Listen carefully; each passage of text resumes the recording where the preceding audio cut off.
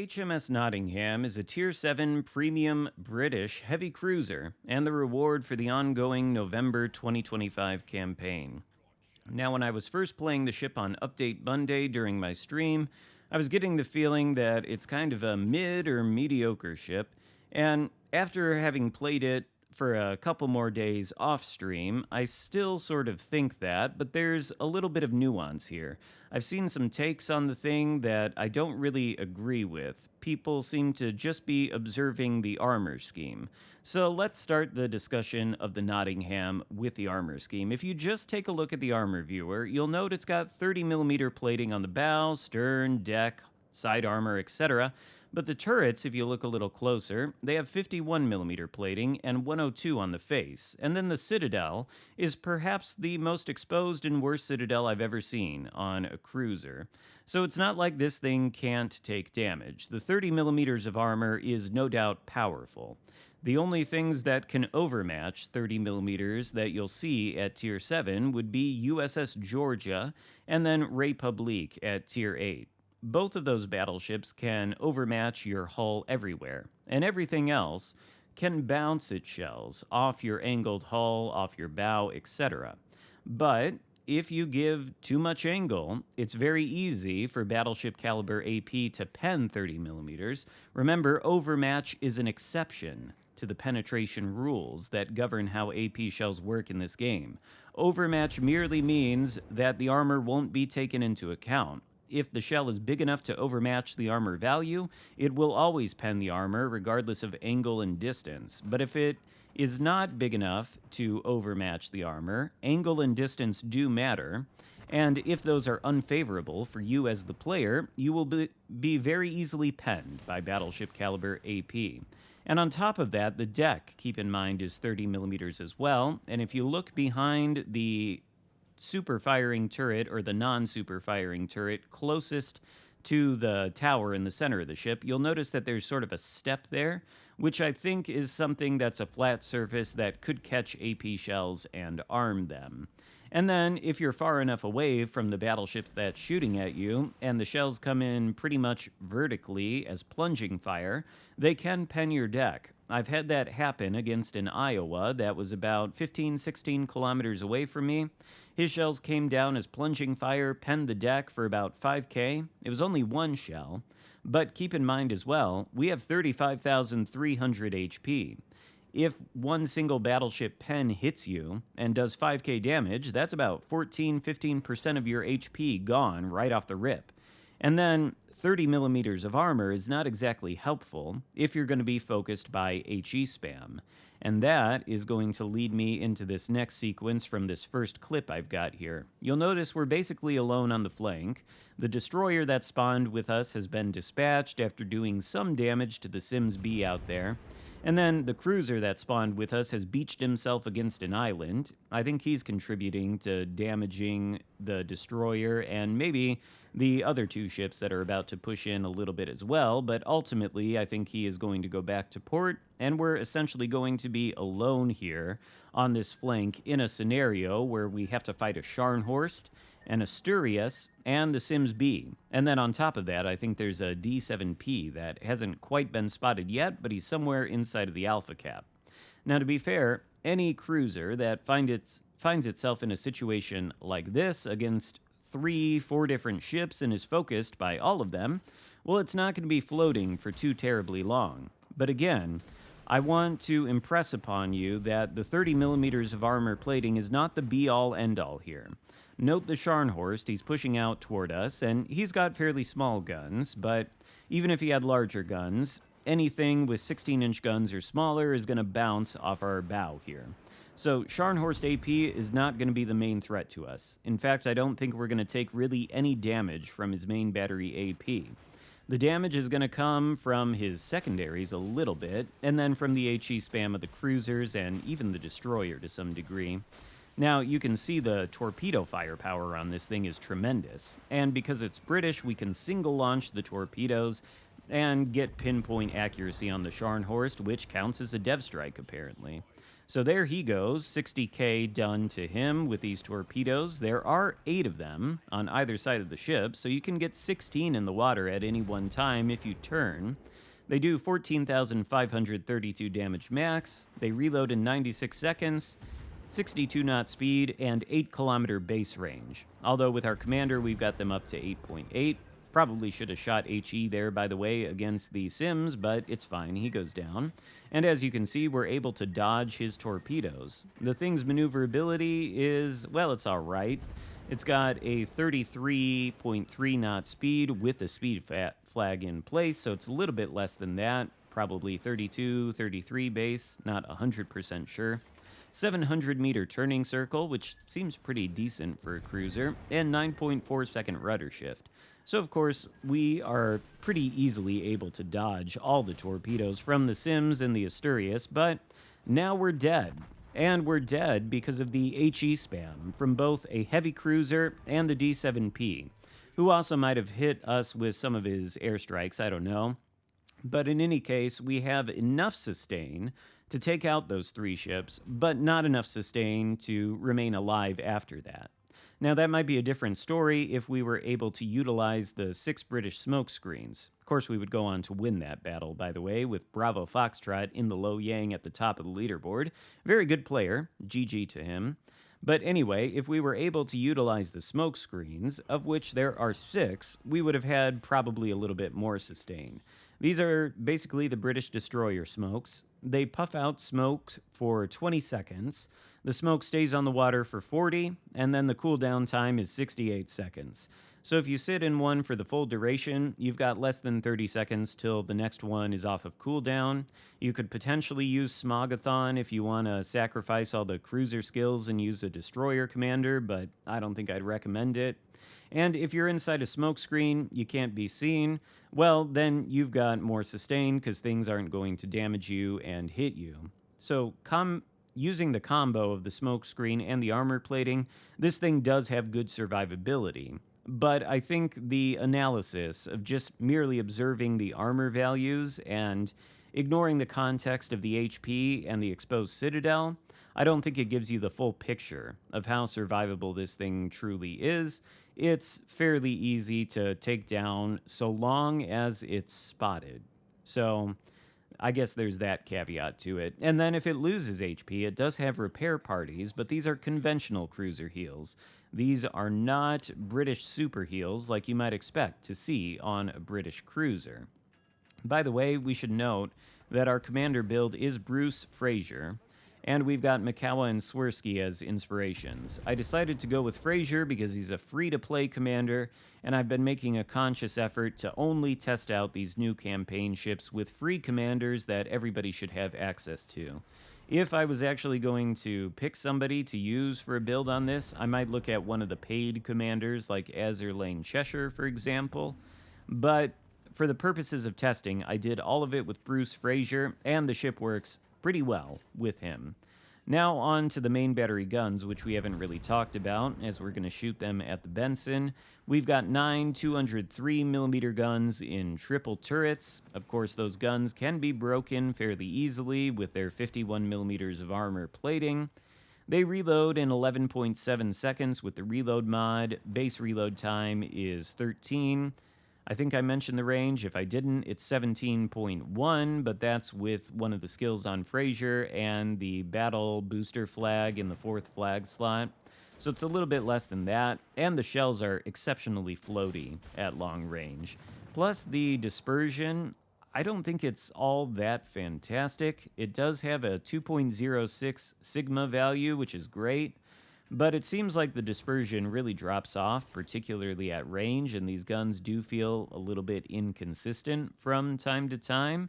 Other times they feel really great and pinpoint accurate, but I think they leave a little bit to be desired. The HE maximum damage is 2850. They have a 15% fire chance, and being 8-inch guns, pen 34mm with the HE. And then the AP does 4,860 max. That's a little bit buffed from one of Fraser's skills. It's 4,500 base. No real improved pen angles here, and I think the fuse time is conventional, 0.33 seconds, which I don't think is short fused. So there's that.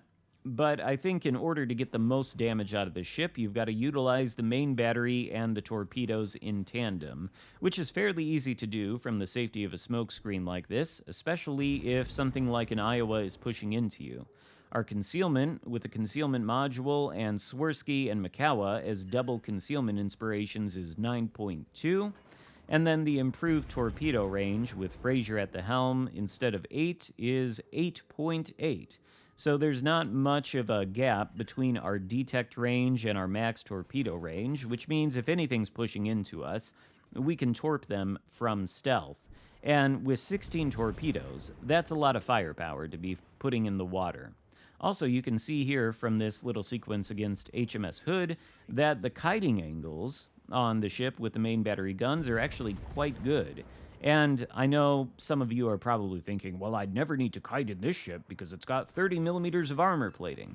Well, you saw what happened in the initial sequence against those two cruisers. You're going to have to kite in some situations. This is not a cruiser with high HP, and I think earlier on the Iowa hit us. I don't think he did a Citadel with his AP, but he hit us fairly hard and took away about 10k of our HP, which is, a lot when you only start with 35k. By the way, all the other cruisers at the tier, all the heavy ones, for the most part, have their HP in the mid 40 to low 40 range. Some of them are even higher than that, like the Albemarle, the tier 7 British tech tree heavy cruiser. I'm pretty sure it has 47,000, which is a lot more than this thing. But you can understand why the HP would be more light cruiser level. After all, the thing does have 30 millimeters of plating, and it's got these smoke screens, which means it is fairly tanky with those things in tandem. So I guess it really couldn't have more HP than that. Otherwise, it would probably be overpowered. Although I do question the design choices with the 30 millimeters of plating. This might not be popular with those of you who are excited about the ability to not be overmatched through your bow in a cruiser, but for the overall game balance, I don't know how much sense it makes. It would probably make more sense if the thing had more HP and then, say, a 25 or 26 millimeter bow and stern, just because it's a cruiser. I don't think it should necessarily have the sort of benefits of a battleship hull, armor scheme on the bow and the stern, but it's got it, so it is what it is. In any case, I've just seen a lot of people saying that this thing is super tanky, unkillable.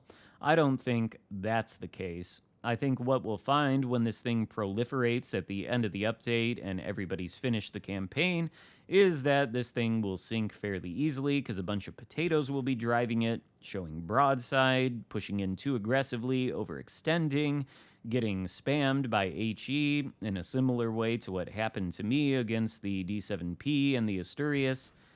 But I could be wrong. Maybe eventually they'd have to nerf it. I'm just not sold on the idea that this thing is an overpowered menace and that it's unkillable. I think there's a little bit more nuance here than that. And again, this is not to say that the thing is not tanky. It certainly is. But the 30 millimeters of armor plating is not the end of the discussion when it comes to the survivability. Speaking of which, I don't know if I mentioned, but the heal it's got is just the conventional cruiser heal. I think I did say that. So it's not like you can restore a tremendous amount of HP. I think at most you'll maybe get 1 bar or so in return. So there is that. And now this battle that I wanted to show you as the second battle in this video is mostly for the purpose of giving you sort of what my average experience has been in the Nottingham. You saw it sort of at its best in that sequence where we sunk 3 ships in close brawling range. And now you'll see a longer battle where we get basically what my average damage has been in this thing over about 15 matches. I'm sitting at a 73% win rate over 15 matches, which is really good, I would say. Certainly suggests that the ship is not bad, and my average XP is 1800 so far, so I've been contributing to the battle at least. The average damage, though, 77k, and there's been many games where I've gotten around that with this thing. Just seems that the main battery guns, they're fine, of course. You saw them there against the Fiji, which was not exactly impressive. Any cruiser could do that to a broadside Fiji. But just the guns alone, I don't know how much damage you're going to consistently get out of them, mostly due to the sometimes questionable accuracy, the floaty arcs at long ranges, etc. I think you need both the guns and the torpedoes. Also, I don't know if I mentioned, but on this smoke screen, the detect when firing inside smoke is actually really, really good for something with 8-inch guns. It's got a 6.6 kilometer smoke firing penalty, and that's superior to even something like the Kutuzov, which is a smoked up light cruiser with smaller guns that I think has a smoke firing penalty of 7 or 7.5. So you're even very stealthy when firing from inside of smoke. And again, I think you need to use both the smoke and the armor in tandem to get the most sustain out of this thing. However, keep in mind, if you are going to be sitting in smoke, you do need your teammates to spot for you. And if you're facing something with radar, or if you're facing a bold destroyer that gets within 6.6 km of your smoke screen, you can be spotted. And then again, if you're focused, well, you saw what could happen in the first clip if that happens. Not good things for you. You can go back to port very easily. But all in all, I think it's a pretty good ship. It's a unique ship as well, so I probably wouldn't skip out on buying the Admiralty backing for it. The experience that I had during my stream on Monday is probably not that indicative of how good the ship actually is and whether you'd want to get it. I would certainly recommend it. I just think there's a little bit more nuance in the analysis that I'm bringing to you on the ship than I've seen on the various internet forums for the community, where everybody's just freaking out about the 30 millimeters of armor plating. I think the 30 millimeters is, to be fair, too much, but I don't think it's the be-all, end-all. I think the ship is vulnerable in some other ways. And now, we're at the end of this battle. We've got 2 kills, there's 3 ships left, one of which is this Z-23, who we should be able to dispatch quite easily. And spoiler alert, we're going to yoink a Kraken here. Perhaps the most mid-Kraken you've ever seen, with not a lot of damage done. Although we are going to have some decent XP by the time all is said and done. We just need to take out the Picardy, and then the King George V. And with the HE from these 8-inch guns, that's not going to be particularly tricky, as long as we do land them on armor surfaces that we can pen, and Picardy does have some thick armor in some places, but low HP, he goes down for our 4th kill, and that just leaves King George. We're going to try to time our salvos correctly here so that we do land the killing blow and secure the Kraken, which we are going to do. This is the only Kraken I've gotten in this thing so far, and I wouldn't call it particularly impressive. But the Nottingham is a unique ship, sort of reminds me of HMS Defense, and you could say that together, Nottingham and HMS Defense almost make up a mini line of British heavy cruisers that follow the Nelson Rodney design. And this is sort of the down-tiered version of the Defense. It just can't fire its torpedoes straight off the bow like Defense can. It's got more conventional torpedo angles, as you've seen.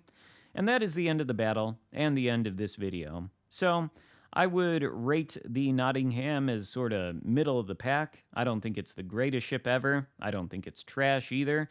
It's just okay. And it's a unique experience that you can certainly have fun in, and the meme potential with the armor scheme is probably off the charts. So it's probably worth pursuing. Hope you enjoyed the video. If so, give it a thumbs up, consider subscribing if you haven't already, and I'll see you next time. Goodbye.